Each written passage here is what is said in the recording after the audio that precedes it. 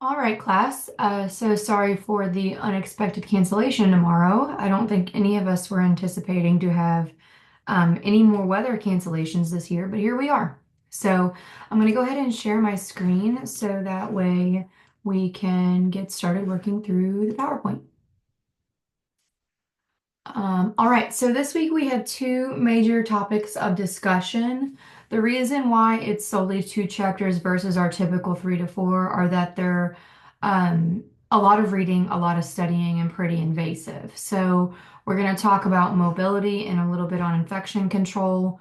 They're pretty simple topics in the nature of what we're going to discuss. However, there are many subcategories in each of those chapters that I want you to be well read and well studied on. So I want to give you plenty of time this week to focus on these two chapters pretty invasively. So I will go ahead and get started. Again, welcome to week 5. As far as our exam that was scheduled for tomorrow, or it'll be today by the time you see this video, I'm going to just drag that into next week, and then the quiz that we are going to take, I'm just going to throw out of the grade book. I don't want you all losing out on an exam versus a quiz, so just prioritizing that. So essentially, you will still have homework tomorrow. But you won't have any sort of testing. So, what are our objectives for this week? We need to be able to assess the client for personal hygiene habits and routine. We're going to talk about application or principles of infection control for us as a nurse and for our patients and family members. We need to apply our knowledge of nursing procedures and skills when we talk about having or providing care to a client who might be immobile. Identify major complications of immobility. Identify deficits that may impede client safety and protect them from injury, which we went into safety last week, but that's going to be more so specific to clients who may struggle with mobility. And lastly, educate our clients on home safety issues and essentially how to lead with good, strong ergonomics so that our patients aren't getting hurt once they're home. So, mobility is essentially another way to describe motion or movement of the body. Our bodies, as you know, are designed for motion and require muscles, skeleton, and nerves to function all in unison to have what we call good, steady, or strong mobility. A nursing goal for all of our patients, no matter age or condition, is to assist in preserving, maintaining, and restoring as much mobility as possible. We know the term, you're very familiar with it from anatomy. We've talked about it pretty early on in this class as well, is the ability, or essentially, if you don't use it, you lose it, or if you don't move it, you lose it. So we know that muscles and bone wasting will occur if we're not active. So our goal is to make sure our patients are as mobile into their optimal function. And lastly, what we call ambulation is the ability to walk from place to place independently. So if our patient has a mobilization aid, mobility aid, or ambulation device, that would be things like canes, crutches, wheelchairs, walkers, etc. So just know that term ambulation simply just means to walk. So just a quick anatomy review here. I'm just going to bring back some old terms and facts about the human body. So the musculoskeletal system is a word that kind of combines your muscles and your skeleton. It's used to referring to those two things and overall are compromised of the muscles which provide motor power or force of movement. In that we know that there are more than 600 muscles in the human body and they count for about half of our weight as a human. That's why gigantic bodybuilders that are super muscular may weigh a lot heavier on the scale than they look or present because we know that muscles are heavy. When contracted across a joint, it creates a force to pull against the skeleton. So that's that resistance or flexing type motion. It's always working as a high demand for oxygen and glucose. So it makes it very difficult to maintain and build muscle. That's why you feel like you're sweaty and you're struggling when you're doing a workout. That's why our patients who have oxygenation issues, sugar or glucose regulation issues, might have issues with muscle wasting. So, what are the four main properties of a muscle? We call it the CEEE. So that's contractibility, and that's the ability to shorten or contract and then relax. So think about pulling your bicep into your shoulder or pulling your fist to your shoulder and flexing that bicep. That's essentially a contraction. We have excitability, which are muscle fibers that can receive and respond to nerve or hormone stimulation. So this is going to be essentially a resting muscle that is negatively charged. So when it's stimulated or excited, it becomes active. A great example of this would be if you've ever used a TENS unit where you put a patch on your skin, it can send an electrode magnet type of wave into your muscle, which causes it to stiffen and contract. Once that electrode relaxes, that muscle kind of falls. So you might have seen something like that, essentially. Then we have extensibility, which is the ability to stretch or extend our muscle. So that's taking that arm that was flexed and extending it out straight to contract other muscles. And lastly, elasticity, which is the ability to bounce back or recoil from its original state after being contracted. So think about flexing or tensing any muscle and then letting it drop. Essentially, that is our level of elasticity. All of these things in conjunction are extremely important, but it's important to keep in mind that a patient might have issues with only one, two, three, or possibly all areas of muscle property. So what are the three main muscle types for you to remember from back in anatomy?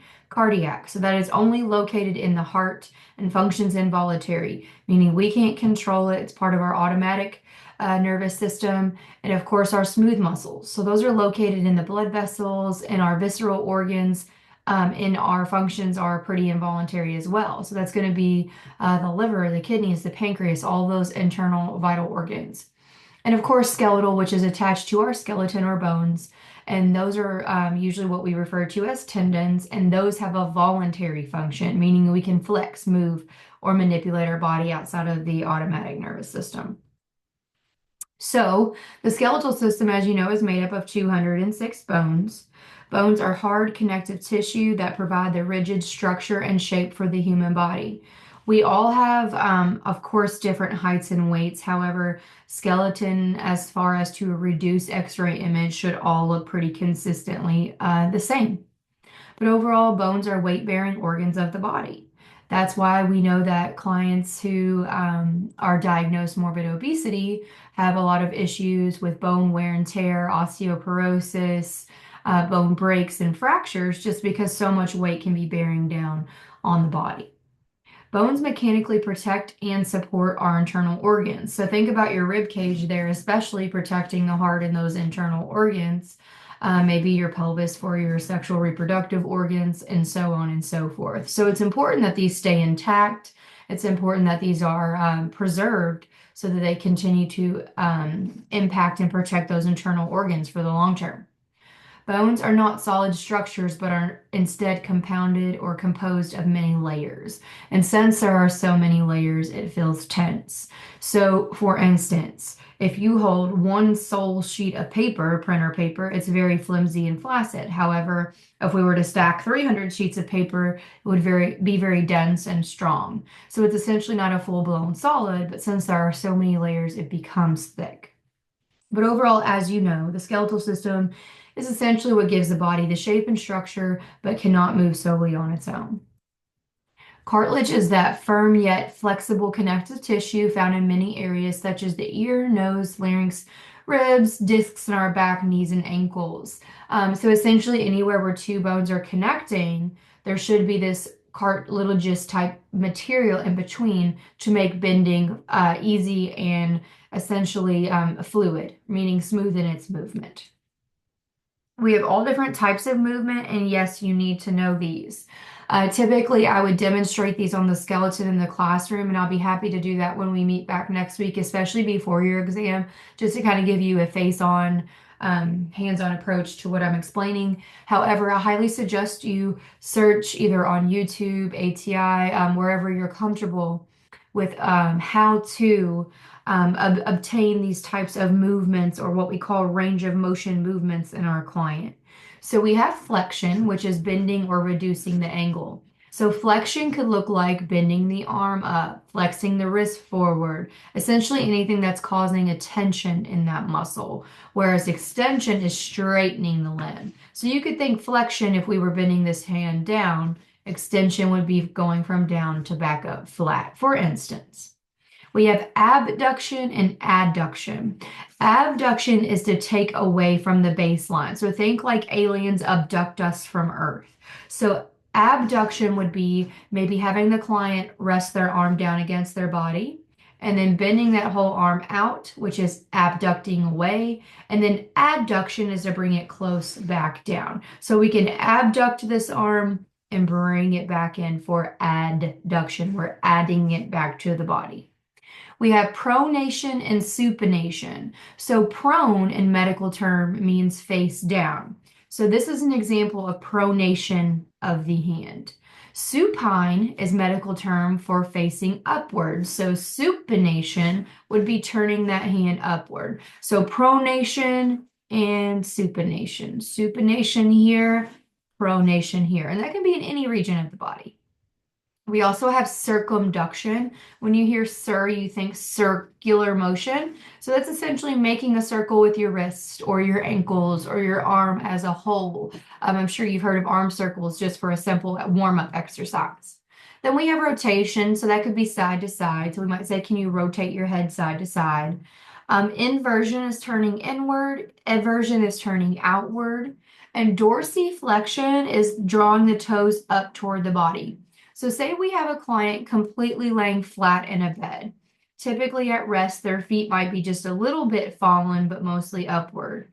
Dorsiflexion would be them using their muscles to pull their toes towards their shins. Obviously, they're not going to touch. That's not humanly possible, but that's flexing those dorsi meaning feet, upwards. And then plantar flexion is the total opposite. It's taking those toes and pointing them down towards the bed away from the body. Again, I'm happy to demonstrate all of these for you all in class on the skeleton or the mannequin next week, but definitely know these terms and how we would elicit those movements. So body mechanics overall involves a combined effort from the musculoskeletal and the nervous system to maintain a good, strong posture. It is a high priority for our clients to maintain good posture, making sure their body is staying in alignment and that they have good balance. But that's also important for us as nurses. So things like making sure we raise that bed up to a good working height to preserve our alignment and our posture. Making sure that we lift with our legs instead of our back. That could cause a lot of pain and serious injury. So those are some major considerations to keep in mind as far as basic body mechanics. As far as patient body mechanics, thinking about things like not twisting the hips when they're in bed and we're changing their position, not yanking and pulling at joints or cartilaginous type areas. But the correct use includes knowledge in the coordination and the efficiency of the movement. So we want to have smooth, fluid movements. We don't want to have tremors and things of that nature. And we don't want to overstrain ourselves. I'm sure you've heard of someone maybe in their older age saying, oh my gosh, I bent down and picked something up, I threw out my back. So the goal is with good or proper body mechanics to avoid that. So what is immobility? Mobility means movement, so immobile would mean bad or inappropriate movement. So immobility is defined by an inability to move one or more body parts. We know, and kind of just talked about at the beginning in my intro, that prolonged immobility is detrimental to our body. We know that it can negatively affect all of the major systems and can cause a major cascade or snowball effect to dependency. So the initial impact of immobility are typically going to be like your joint stiffness. This might even happen to you when you sleep in bed all night and then you wake up and feel like you need to stretch your back. But then we kind of graduate or kind of trickle into serious pain. Then our range of motion, which is that movement in our body, begins to fall limited, especially in areas that bend. So the shoulders, elbows, hips, knees, and ankles.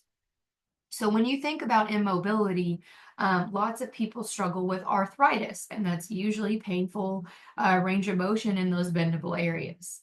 But overall, prolonged immobilization causes the formation of what we call fibrofatty connective tissue. So it's not muscular, it's not strong, it's just this kind of fatty, flaccid material that essentially does not give any nourishment to our joints. It's going to cause a lot of profound weakness. And of course, as you know, prolonged bed rest or standing in one spot for too long or sitting a certain way can cause blood flow issues. That's why we tell individuals who are going on maybe an 18 or 24-hour flight, maybe they're going to Japan, Hawaii, we will tell them, get up and walk around. We don't want all of the blood flow to be stuck in those lower legs. We call that in medical terminology venous stasis. So that means that there is blood staying in the veins, stasis staying in the veins, which is increasing our risk for blood clot. So, as you all may be familiar with blood clots, we know that they can trickle through our bloodstream and enter the brain and cause a stroke. It can enter a leg and then require our patient to have an amputation. It could go into the heart and cause heart attack or heart failure. So essentially, prevention of all of those things is key because we're talking about potentially throwing off their ABCD framework, which is our highest priority. So how might we assess a client's mobility? What are we looking for here? Well, a couple of things. How is their activity? And what do I mean by that? Do they have activity tolerance or intolerance? If someone is intolerant to anything, that would mean they're unable, incapable, or not able to do well. So we associate activity intolerance with an inadequate amount of physical or sociological type of energy to undergo an activity. So maybe you have a client who just had a hip replacement. Maybe this client right here is in recovery for that. You would see that he's having some activity intolerance here because he's needing assistance. He has mobility aids and his face got, excuse me, his face kind of looks like he's struggling. So those are all things that I would consider in my assessment for mobility or activity tolerance. So tolerance just simply means the ability to do so without any distress. And then, of course, activities of daily living, which I'm sure you have heard as referred to as ADLs, are those basic essential skills that we need to use and perform independently every day related to care. So brushing your teeth, brushing your hair, showering, bathing, washing your face, getting clothes on, making yourself breakfast. So if a patient has altered ADLs, that would mean that they need assistance with their daily living. Positioning is extremely crucial for our patients as far as to maintain proper alignment. So the process of intentionally placing the body or a body part in a specific way is what we categorize as positioning. There are all different types. We have left side lying, right side lying, lithotomy, dorsal recumbent, prone, supine. So I want you to look up patient bed positioning and know those terms. Overall, it involves aligning the body in a neutral position. So the goal is that once our patients are resting, their spine is in a straight line. So we might need to do things like use a special or specified neck pillow that has curvature, or even putting pillows between the legs or under the feet or in between the feet, making sure to keep that spine straight. So you can see this patient here has a lumpy pillow that's not very straight. That spine is definitely more of a lordosis or curvature there. There's no protection between the knees or the feet, so those bones there aren't in a neutral position. If you sleep kind of in like a fetal position, that's why when you wake up, you're stiff and feel like you need to stretch because you're out of what we call a neutral position. So back to blood clots. How do we prevent those? That's a huge ABC priority. So we can do things like observation. We're going to watch for swelling, redness, inflammation, irritation of the calves. If you're assessing your client's legs, which we will go into on our head to toe assessment and skills, if you're feeling a hot spot or an area that is a different color or temperature, that could be a great indication that one might be forming. So if we're constantly looking out for that, we can likely catch it earlier. We're going to constantly assess those lower extremity pulses. We have dorsalis pedis, tibial. We have all popliteal back here behind the ankle. I'm sorry, behind the knee. So they're all different areas that we can assess as far as pulses. We can increase activity and ambulate. So if the client has activity tolerance and is able to ambulate, even if they have a device, get up and get moving. We don't want to suggest that they're constantly in bed if that's controllable, and we don't want them sitting, maybe on one leg or crisscross applesauce because that could cause venous stasis as well. And then, of course, we have medical devices like this here. Some people call these TED hose, TED. Some people call these anti-embolytic stockings, which means no blood clot stockings. TED hose, um, blood clot socks, you name it. There are all kinds of terminology, but essentially, these are specific hose or stockings that we place on the client that helps increase the blood flow back up to the legs. They can be very tight.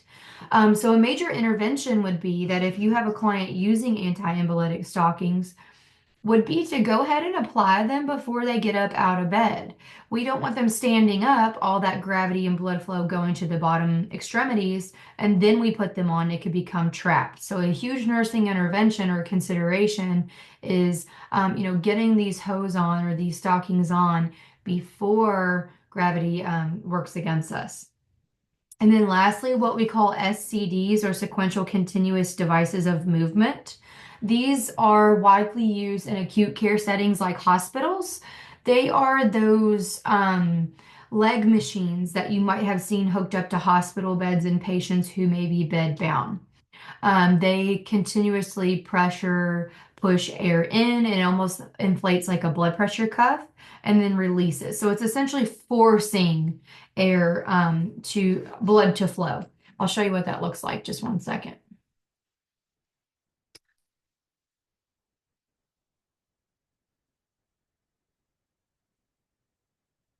So there are these devices here. So we can have them on the lower extremity, higher up. We can use all 4 points or just two, but they're connected to this device that pumps in air automatically to push blood flow back up through the legs. So this is the perfect option for someone who potentially has a reason to be bedbound, even if it's temporary. So some considerations. If we have a patient who's immobile, activity intolerant, or laying down a lot, we're at risk of what we call a pressure injury. You may also hear these referred to as bed sores or just like a pressure type of laceration. But overall, we stage these differently. So stage one is where we have intact skin that is non-blanchable. The term blanch means that when we push down on the patient's skin, we'll see that it turns white for a moment before it dissipates back to our standard color. So take your finger right now, push down maybe on the inside of your forearm, let go and see how it goes from white back to your standard skin color. That is blanching. So a stage one pressure injury would not blanch, meaning say this wasn't there and we were pushing here maybe.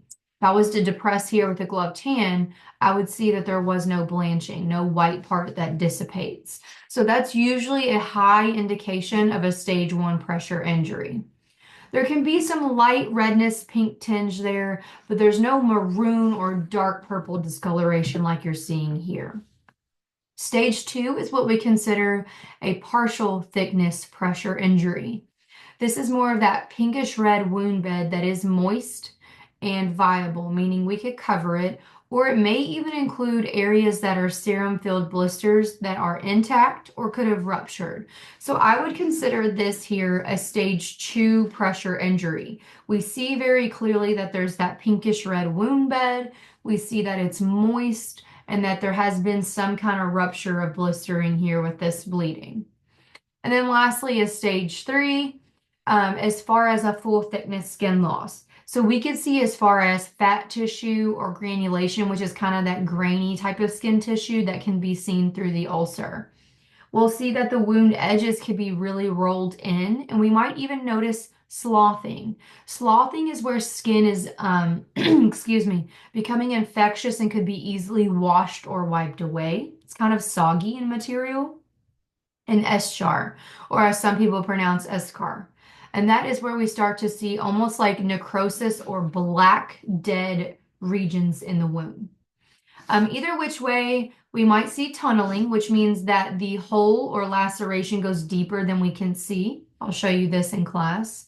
And we could even see things like bone and ligament, but they're usually not visible in stage three. A stage four, however, is going to be a full thickness skin loss where we definitely see bone and exposed tissue. Still going to see those rolled wound edges. This is what I mean right here by a rolled wound edge. It looks like it was almost curled in. And you might also see that sloughing, eschar, and maybe even some tunneling. I don't see tunneling maybe right here, but I don't see a lot of tunneling in this specific photo. But we also have what we can consider an unstageable pressure injury. And that just means that there is so much slough or dead skin, eschar or eschar, that it's just extensive tissue loss. It's just so bad that we can't even decide if it's a 3 or a 4. And then a deep tissue pressure injury is more of a localized area with deep red, maroon, or purple discoloration. It can be non-blanchable and may or may not have an intact blister. I want to show you what wound tunneling looks like. I have a device in the classroom to show you, but obviously I don't have that with me here. Of course, they're all kind of blurred out. Perfect example here. So essentially the wound, and there's a Q-tip at the end of this that we can't see. There's a hole or opening with rolled edges, but you can see that it goes deep inside here and we don't know how far. So we need to assess to see and measure how deep does that go because we can't tell with the naked eye. So again, same concept, seeing how deep those wounds go. And I will show you how we measure and assess for tunneling in the class when we do our wound care skills lab. But overall, know these stages and how to categorize those. I might give you an example where I say your patient has a non-blanchable pink area of skin with stage injury, and you would say stage 1. So just know examples of those you may be asked. So here are some common mobility aids or devices that our patients may use. We've got a knee scooter here, a 4-point walker with wheels. We've got a wheelchair. We've got a push scooter, a cane, crutches, arm crutches, forearm crutches, axillary crutches. The list goes on and on. Main thing for you to know about mobility aids is that they must be appropriately fit as far as height for the client and make sure that they are in reach. What good is it to have a client have a wheelchair if it's across the room, or a cane if it's too far away for them to reach in bed? So essentially just being cognizant to keep it near and that they're using it for safety. If you have any questions so far, please feel free to reach out to me or email me back after I submit the video. So here we have some infection control and isolation. I'm going to take a quick little breather. I don't have the ability to pause my recording, so hang tight for just 1 second.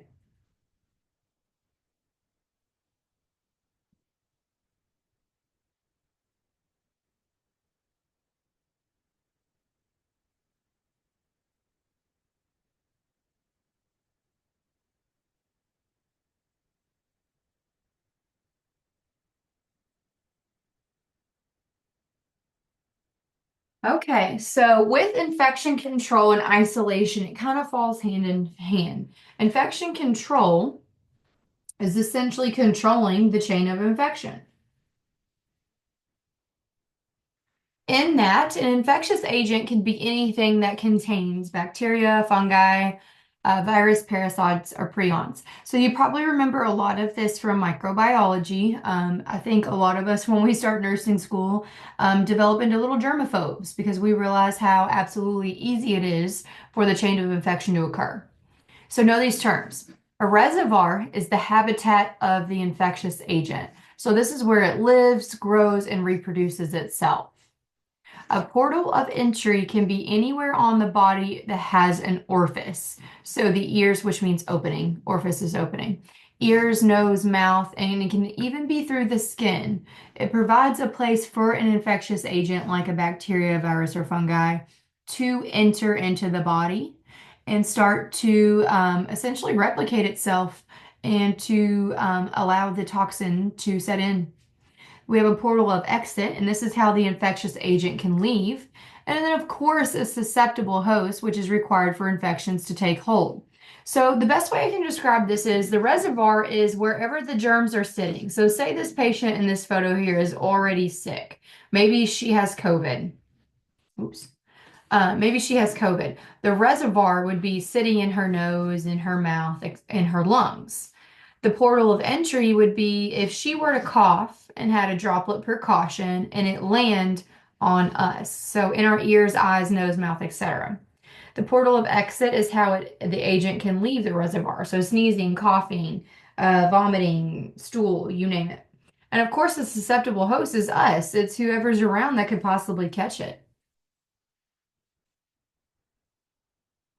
We have different modes of transmission, and this is how we decide what type of personal protective equipment or PPE that we use when we go into a client's room. So we have contact, droplet, airborne, or what we call protective.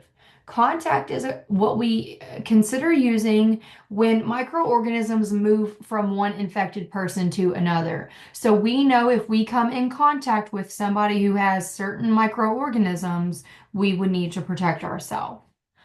Droplet typically occurs when airborne droplets, usually from coughing or sneezing, from the respiratory tract of the client, travel into the air and then the mucosa of a host. So that's why we say cover your mouth, wash your hands, right? Because essentially, clients on droplet precautions cough into the air and then we breathe it in, or it goes through our nose, etc. Airborne precautions occur when super small particles move into the airspace of another person. There are only three conditions notable for airborne precautions. I want you to remember the mnemonic MTV, just like the TV station. But it's going to be measles, tuberculosis, and varicella, which is chickenpox. Those are the three airborne illnesses that we have to be extremely cautious about in the hospital. And we have a protective mode of transmission, which simply just means that we, the nurse, would wear PPE, maybe gown, gloves, goggles, mask, to prevent the client from getting sick. So a great example would be maybe a cancer patient who's under chemotherapy. We know that that's reducing their immunology. We know that they're going to get sick really easily. So we might go into their room wearing full PPE, head to toe, looking like we're in hazmat suits because we don't want to get them sick in the event that we are carrying something. So that's kind of a reverse precaution there. So the two subtypes are direct and indirect contact. Direct simply means transmission occurs when the microorganism is directly moved from one infected person to another. Indirect contact is transmission that occurs when those microorganisms are moved from the infected person to another infected person with an object. So essentially, this is where maybe you sneeze on your hand and touch a keyboard, and then someone comes behind you and uses that keyboard, and now they get sick. Whereas direct could be like maybe a person has strep throat and they kiss somebody, and then now that person gets it. So it's directly client to person or potentially object in between there with indirect. So what are contact precautions? These are going to be where we're going to wash our hands before we go in the room and when we leave. And we're going to need gloves, gown, and their own dedicated equipment. So say you're working in a unit that has a Dynamat or a device that you're sharing between clients, you would have to effectively clean it between each use. But overall, who would we put or expect to be on contact precautions? That's going to be your clients who have really loose stool or diarrhea, C. diff if they've tested positive, MRSA or staph infections, and clients who have ostomies. So we want to make sure we're protecting ourselves from their bowel or bodily fluids. We have droplet precautions, which again, going to be washing the hands before we enter and when we leave. But we're also going to make sure that we're wearing something to cover our eyes, our nose, and our mouth. Of course, we would have gloves on as well. But overall, droplet precautions are going to be, think about people who would cough or sneeze. So that's your flu, RSV, typically COVID in most facilities, the common cold, rubella, and strep throat. So anytime anyone could potentially cough, it lands somewhere and get us sick, that's going to be your droplet precaution. Then, like just mentioned, but kind of prematurely, are your airborne precautions. So the type of PPE you will need for this room are all of the things. You're going to need your glove, your gown, your mask, your goggles or face shield. You're going to need a gown. Did I already say that? Sorry. And then what we call a N95 respirator. So this is a specifically fit mask to your face. You will have to be fitted as a nurse once you take on a new job, that essentially, excuse me, is so etched, it's etched so finely that very minuscule airborne particles cannot get in. So that's why back when COVID first started, we all were using these N95s in the hospital, because it was the only mask that could essentially drain out, or fight off all of those airborne precautions. Now, depending on where you work, COVID isn't necessarily an airborne precaution anymore. It really just depends on your facility's protocol. But it must be fitted the appropriate fit or it's completely pointless. Excuse me. So again, to reiterate, measles, tuberculosis, or what we call TB, and varicella or chickenpox are the three common reasons that we would have a patient on airborne precautions. A special consideration, anyone who's on airborne precautions, we have to go in the room with our N95, but they must be in a negative air pressure room. So all of your standard patients that don't have airborne illnesses are in a standard pressure room. That means the air that's in that room gets pulled back out into the ventilation system, recirculates, and spits back out somewhere else in the building. Airborne precaution clients who are in a negative air pressure room means that the air that they are breathing is filtering out into the world. It's not recontaminating anybody else in the facility. So anyone with MTV has to be in a negative air pressure room. Sometimes we have clients who have MTV and maybe need to go get a chest x-ray or a CTR. I'm sorry, an MRI or a CT. I said that backwards. But nonetheless, if they have to leave the room, we essentially would put a standard mask on them and try to keep them about 6 feet away at minimum from everyone else. So that fit N95 mask isn't for them to protect from other people, it's to protect us from them. So if they're getting wheeled out of the room, we simply would just give them a standard mask to wear and keep distance. We try as nurses, as unfortunate as it is, to minimize the amount of time we are in the room with this client, right? We don't want to just be hanging out all 12 hours of our shift with somebody with chickenpox or tuberculosis. So we're going to do what we call cluster care. And that's where we go in and do everything we need to do, and we don't have to keep going in and out, in and out, in and out over and over again. It can cause a lot of issues with contamination. It's wasteful of PPE. So it's just being considerate of all of those things collectively. So we have different types of immunity as humans, non-specific and specific. So non-specific immunity is going to be essentially where those neutrophils and macrophages are doing their job as phagocytes. Whereas specific immunity refers to work of antibodies. Antibodies bind to infectious agents and call the white cell production. So non-specific immunity is just going to be your standard immune system that you likely developed with age. Your specific immunity is going to be maybe things that you are vaccinated against. And when we do get sick, unfortunately, we've all experienced it, these stages of infection. We have incubation, which is where the infection enters our body. We have the prodromal phase, which is the worst. That's when we're starting to, oh no, I'm getting a scratchy throat or a fever, I'm starting to not feel well, and then boom, acute illness. Symptoms of the infection are a lot more obvious and could be at their most severe at that point. From there, we're on the decline. So symptoms begin to improve. We're noticing we're feeling a lesser degree of infection.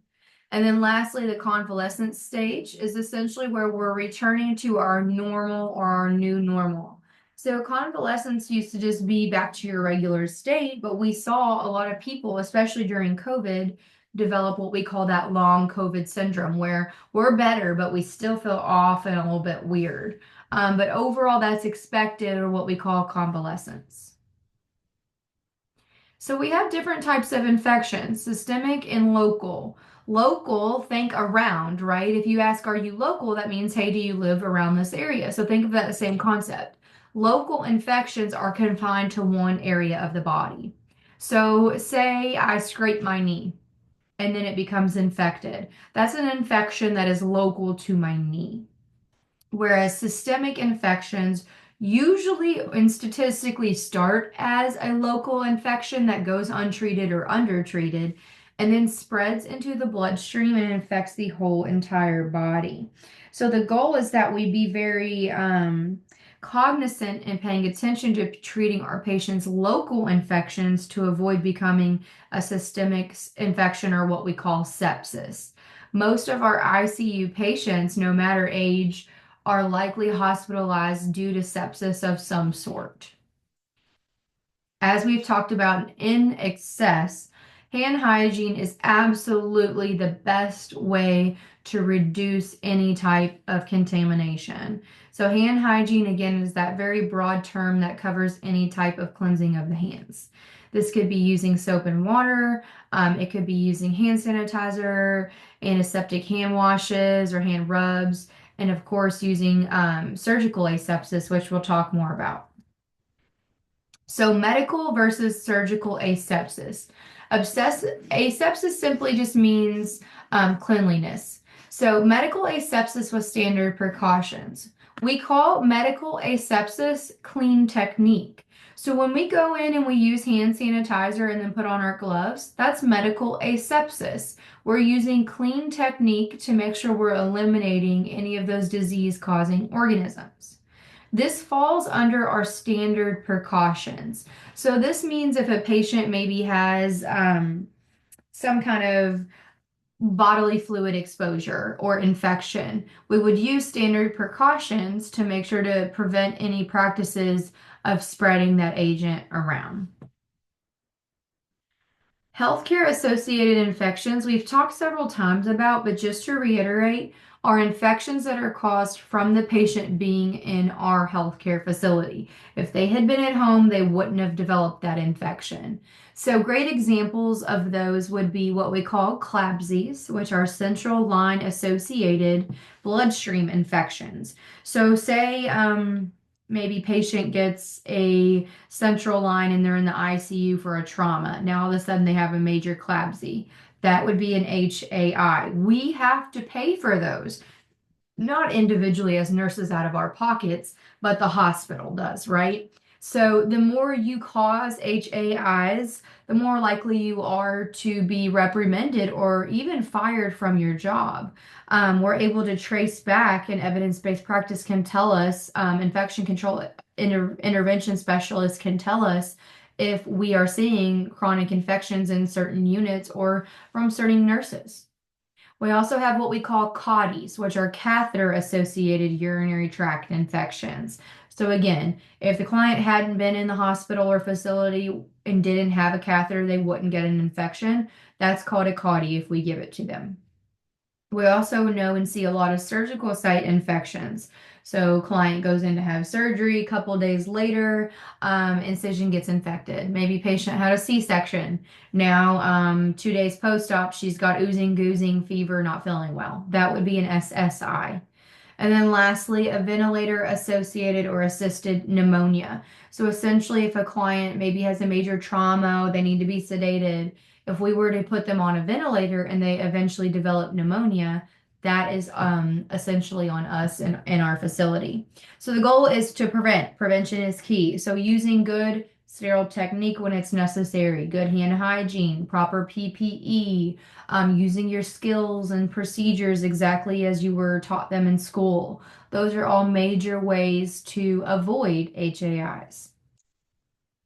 So PPE or personal protective equipment is the nurse's responsibility to know. So you need to know what type of PPE is appropriate for your clients and how to properly don and doff them. Don and doff simply means put on and take off. I don't know why we have to say don and doff instead of on and off, but it means simply the same thing. So keep in mind that this is precisely how we don and doff PPE. You need to memorize this. So say we have a client who we're putting, they maybe have droplet precautions. We first would put on our gown. Then from there, our mask, then goggles, then gloves. However, when we go to take them off when we're finished and leaving the room, We would first remove gloves, then goggles, then gown, then mask. I will show you appropriately how to do this in class. I have all of those materials available to us there. You're more than welcome to look it up on ATI as far as personal protective equipment, or even Google. YouTube is a great resource. So know these orders, you might be asked to place them in order. That was just kind of skimming the surface on that infection control, but know all your parameters, know your airborne precautions, know what PPE you need, and what order you put them in and take them off. All of these things you can expect to see on that next exam there. If you develop any questions at all at any point throughout this lecture, please send me an email back or a text message is fine. I'd be happy to clarify any way that's necessary. And you will see in my email all the information needed for next week, what your homework is, how to access it, what to expect.